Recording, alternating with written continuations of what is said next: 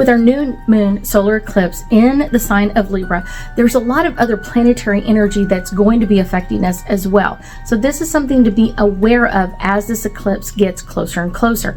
And I will tell you, there's a couple of planets that are going to be affecting us. There's a few planets that will really be affecting us, and then some that will be kind of minor. Venus will be direct in the sign of Leo, and this is going to be bringing up a lot of desires for us, a lot of things that we really want to bring into our energy. What are we desiring to bring in? How do we want to create this energy? And how do we want to kind of like amp up our own creativity in what's coming up next? It's also going to be pushing us to have a heart-centered life for a while. So it's one of those, how does that heart-centered life feel for you? That's the important part. How does it feel in what you're doing? Mercury will be back in the sign of Virgo, and that's going to be bringing up our communication and wanting us to communicate in a much softer, easier, more loving way than we have in a while. Now, Mars is going to be really pushing us, which is our third planet, and it's really going to be pushing us to assert our energy and our authority over other people. And it's not necessarily always in a dominant way, because it's in the sign of Libra, which is bringing balance. Someone who hasn't been holding up their side, it's going to be the time to make them accountable to what they haven't been doing, or if they've been over dominant, kind of like bringing back that balance into the relationship.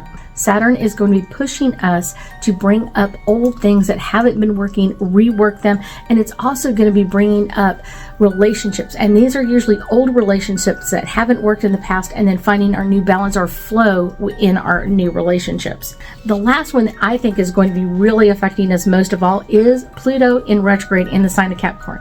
Now, it was in Aquarius for a while. It backed up enough, so it's now back into Capricorn, and this is going to be bringing up themes about transformation, power dynamics, and control, which is really going to be a bad thing, because with all the politics that are going on right now, this is going to be pushing people to kind of like one up everybody else, or like pushing other people's energy around. So that's going to just really be bringing in some very dramatic, traumatic energy.